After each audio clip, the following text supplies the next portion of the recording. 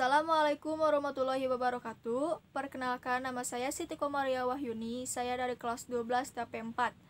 Di sini saya akan mempresentasikan peran Komisi Pemberantasan Korupsi. Komisi Pemberantasan Korupsi atau KPK adalah sebuah komisi yang dibentuk pada tahun 2003 berdasarkan Undang-Undang Republik Indonesia Nomor 30 Tahun 2002 tentang Komisi Pemberantasan Tindak Pidana Korupsi.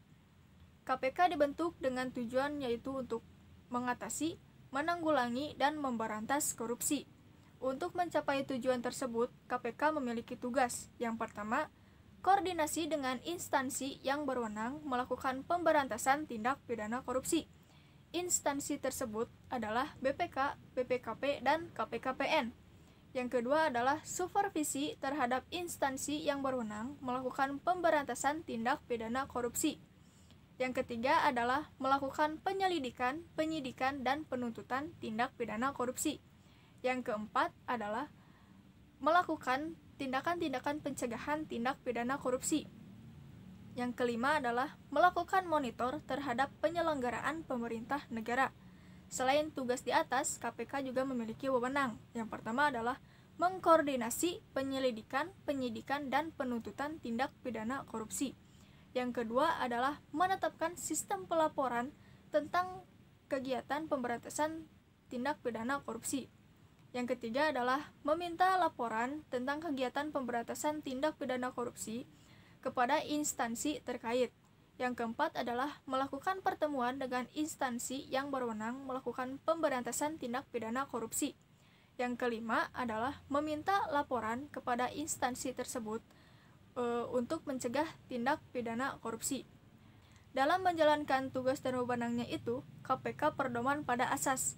Yang pertama, asas kepastian hukum, yaitu asas dalam bernegara hukum yang mengutamakan landasan peraturan perundang-undangan, kepatutan, dan keadilan dalam setiap menjalankan tugas dan wewenangnya.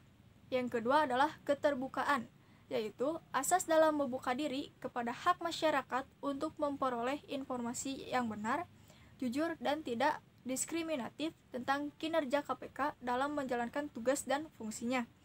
Yang ketiga adalah akuntabilitas, yaitu asas yang menentukan bahwa setiap kegiatan dan hasil akhir kegiatan KPK harus dapat dipertanggungjawabkan kepada masyarakat atau rakyat sebagai pemegang kedaulatan tertinggi negara sesuai dengan peraturan perundang-undangan yang berlaku. Yang keempat adalah kepentingan umum, yaitu asas yang mengutamakan kepentingan umum dengan cara aspiratif, akomodatif, dan selektif. Yang kelima adalah proporsionalitas, yaitu asas yang mengutamakan keseimbangan antara tugas, wewenang, tanggung jawab, dan kewajiban KPK. Sekian dari saya, maaf bila ada kesalahan. Assalamualaikum warahmatullahi wabarakatuh.